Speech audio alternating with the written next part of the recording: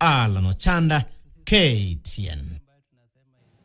To education matters now, and despite mounting spirited defense of the new university funding model that was initiated barely 3 years ago, the government is now admitting that the model was faulty.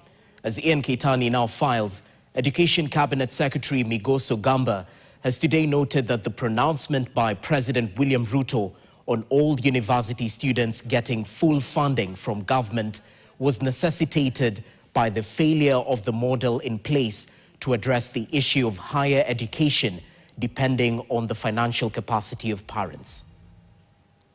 Appearing before the Senate Standing Committee on National Cohesion and Equal Opportunity, Education Cabinet Secretary Julius Migoso Gamba was put to task over the pronouncement by President William Ruto on university students getting full funding from government. Serikali ya Kenya itakuwa na funding model ya kuhakikisha hawa watoto wote wanapata pesa ya kusoma. Mimi si wazimu, na mimi si mlevi, na mimi si mjinga.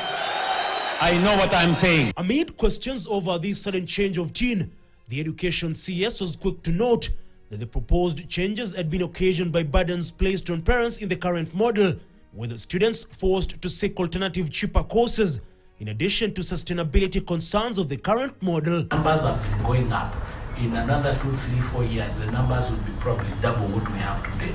Then the government will not be able to fund that education. So it became necessary that as an administration, we have now to think, how do we resolve that funding problem? So the NTIs, it means whereas a parent has no capacity to pay, then the students probably will need to change the course to go to a cheaper course. Among concerns raised during the session was the period of implementation. There is a bill that we are proposing, its amendments, and it is in Parliament.